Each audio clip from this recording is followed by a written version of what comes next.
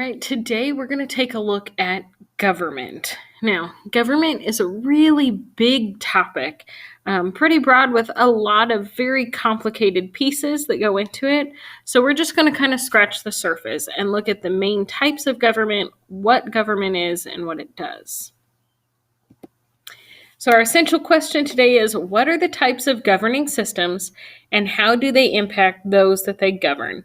Meaning, what types of government exist and how do the people that live in those governments feel about it? What are their lives like? So the first thing is, what is government? Government is an organization people set up to protect the community and make rules. So if I say, what is government? A lot of times people want to answer with things about our government. Oh, it's a president and the Congress. Well, no, government is so much more than that. The word govern actually means to manage or control. So a government is the group that manages or controls the nation and the people.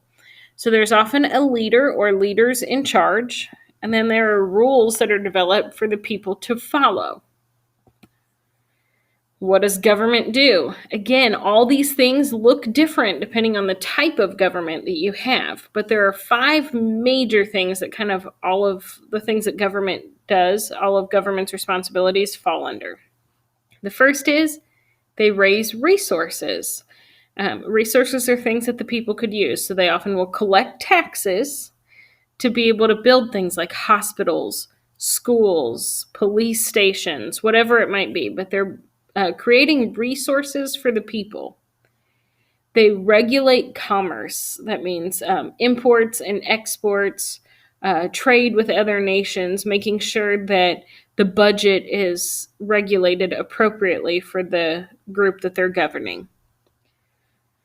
They maintain military, whether that be like a police force or an actual full-blown military. They're there to protect the community, keep order, maintain peace, whatever it might be. So a military is not always used just, oh, we're going to war, we have to have a military. Military does a lot more than that. They help keep things in working order. They even help for internal struggles within a nation. So if there's riots or problems in the streets or, mass flooding in an area, you can send in the military to assist with that community and help maintain peace and order. The government's also going to create and maintain courts, the system of finding who's innocent and guilty and punishments. It looks different depending on each type of government, and they are going to make laws and rules for people to follow. So in short, governments establish order and they prevent chaos. That's what they're there for, is to keep everything together. So, who has power in the government? Let's look at what power is. There's 2 definitions. The first one here is a little bit more relevant to what we're talking about. But power is the possession of control, authority, or influence over others. Possession is like something that you have, right? Ownership. The ability to control, have authority over, or influence others. Basically, it's the ability to kind of boss people around, whether that be good or bad. I know the word boss has like a negative connotation, a negative feel, but to take control of things and influence the way people live their lives. And in this case, we're also talking about power as a legal action. So power is going to be determined by the type of government established within each nation. There are 8 basic types of governing systems that we're going to talk about, and we're going to go in detail on the next few slides. So you have monarchy, oligarchy, tyranny or dictatorship, theocracy, democracy, republic, communism, and anarchy. So the first government type is a monarchy. A monarchy is where power is in the hands of a king or a queen or an emperor or empress. This is a royal position, right? And the ruling position is usually passed on to the ruler's children. It's gone through a line, like a family order. So if the king dies, then the king's children one of them would become ruler or next closest family member.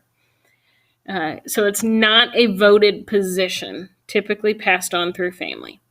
There are two types of monarchies: absolute power and constitutional monarchy. And absolute power is just that the leader controls everything. If you think back to like Middle Ages or Renaissance, where you had one leader that would, oh, this is the law, this is what's happening all the time, that is absolute power. That was definitely more prominent, several hundred years ago. Most monarchies that exist today, or a lot of them, are constitutional monarchies. This is where you, almost like the United States in a way, except they don't vote in their monarchs. Their monarchs are placed in, like we said, passed on through children. But then there's an organized government system as well that kind of gives them advice, helps make rules. So think of the United Kingdom, Great Britain. This is what they have right now. So they do have Queen Elizabeth II, but she also has Parliament, which is similar to our Congress. And they're going to help guide her in laws, and they help vote on things so that the monarch does not get too much power and try and take over everything. Aristocrats or noblemen, often called the king's people, can also help make decisions if he wants them to. So a lot of times it's like their BFF kind of feeding them ideas like, hey, you know what would be cool is if we had a rule that did this.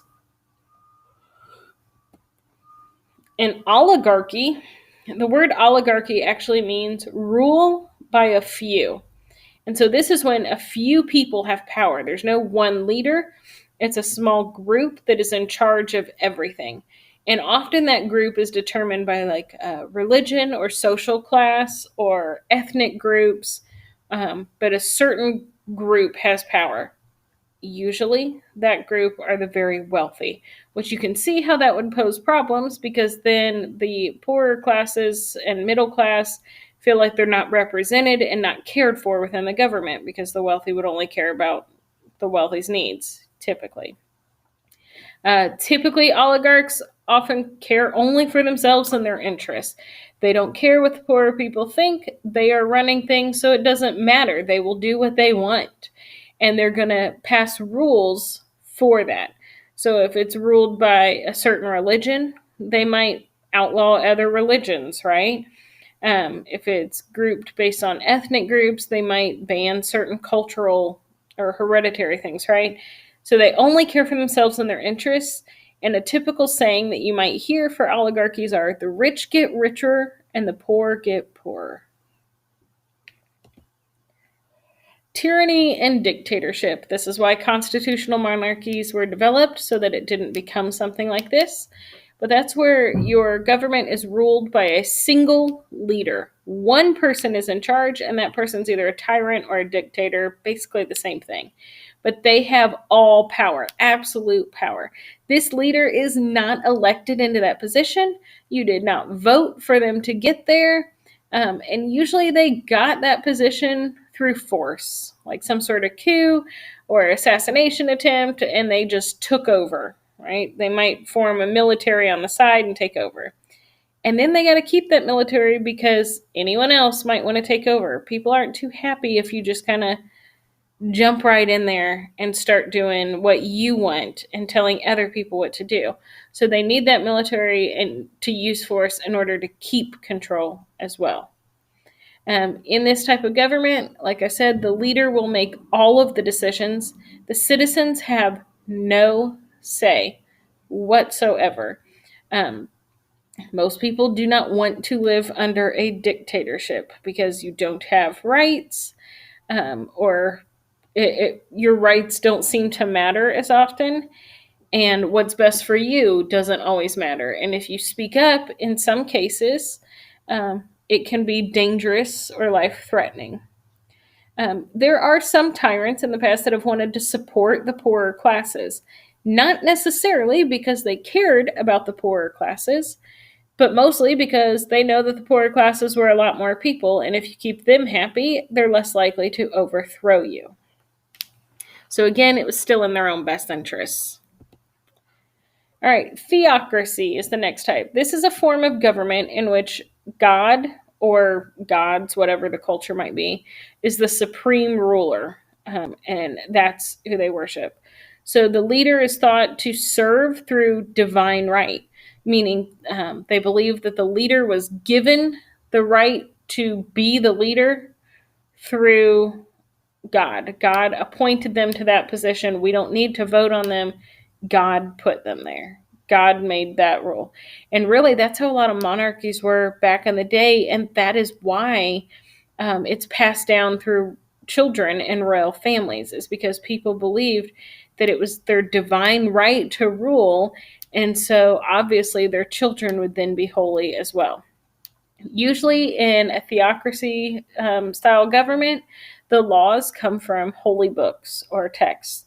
So if it's a Christian based theocracy type government, then the laws might all come from the Ten Commandments and the Bible, and that's what people are going to follow, or whatever religion it might be. Some examples of theocracy then would be Vatican City is actually its own country within Rome, and that's where the Roman Catholic Church is set up. So the leader of Vatican City then is the Pope, and it is centered around the Catholic Church. Saudi Arabia is an Islamic theocracy. All right, democracy. This is where the government is elected by the people. People get to vote. Everyone who's eligible, everyone who's considered a citizen, or whatever the standards might be for that democracy and for that government, they set up who's allowed to vote, and everyone who's eligible to vote has a say. And that rule can change. If you look at the United States in the last 200 years, it used to just be white men who could vote. Now anyone can vote, right? So we gradually added in more people. There are two main types of democracy: direct democracy and representative democracy. So in a direct democracy, people vote directly on every issue. So that means you might have a leader in charge, but we're thinking about changing the speed limit on this road. Does the leader get to make that decision? No, everyone votes and every say is heard. Not like the electoral college or whatever. It's if there are 10 people in this community, all 10 people get to vote every time we pass a law. So for that reason, a direct democracy is really only practical in a small community. If you have 10,000 people living somewhere and you have to wait for 10,000 people to vote in order to make a decision, it can get a little chaotic. So this works in small communities. This is actually the type of democracy that Athens started and that Athens, Greece was using in ancient Greek culture. This is supposed to say representative democracy. That'll be fixed on your slide, but for this video purpose. So a representative democracy is where people are represented by elected officials. So they vote for somebody who they think has similar opinions or views as themselves. This is more likely to be used in larger countries. This is what the United States has. So citizens have a vote. You have the power to vote in representatives. You also have the power to make choices, the power to influence choices, even the power to vote on certain laws. But then in big areas, you hope that your congressman will make choices for you.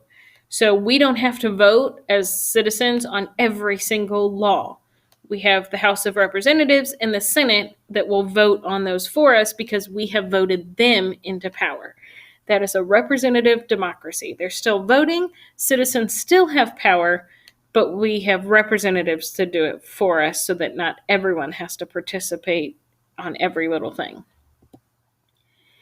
It often gets confused with a republic. So a republic is a country with an elected representative, an elected leader, and that person's not a monarch. Usually they're a president. And the citizens can vote and have power, but pretty much everything goes through the representatives. There's not as many small decisions in. So you would vote in representatives, they do everything. Communism. We actually talked about this a little bit with Animal Farm already, but this is where the state or country owns and operates everything.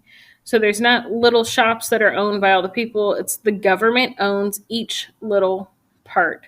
So if you think about in Animal Farm, right, Napoleon was in charge of the production, the building of the tower. He kind of ran everything, and it was all for the people, and that's what they were told. And he says it's all on behalf of the people, but the people have no control. The government has a say. And often this is control over every little thing. If you look at countries today that have communism in charge, that means that the government then gets to decide what the people have access to. So there are certain TV shows that you cannot find in communist countries. In some communist countries, they only have 3 or 4 TV channels, and they are blocked from like Netflix and Hulu and all this stuff because the government gets to decide what they're allowed to watch on TV and what movies they're allowed to see and where they can go and all that. So this is a very strict form of government that is designed on behalf of the people, but often the people are not always happy in that area. All right, anarchy. This is no government at all. Just absolutely no government. Nobody's in charge. Nothing happens. There's disorder and chaos everywhere. Usually this is what happens after a government fails. So, in a way, this kind of happened right after the Revolutionary War. It didn't last long because we kind of had it together. The Founding Fathers started planning right along, but we got rid of the monarchy, got rid of Great Britain, but there was no president immediately. There was no Congress. We weren't even sure how we were going to set up the government. So the Founding Fathers had to get together and decide what the government would look like. But in that little span, there was really no way to punish people or to deliver laws or whatever because there was no government.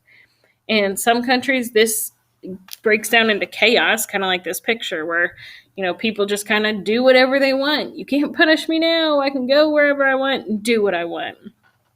I always think of it this way.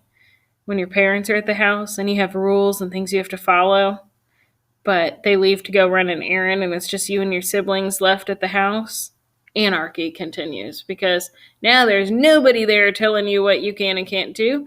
You know what you're supposed to do, but that doesn't always mean that you follow it.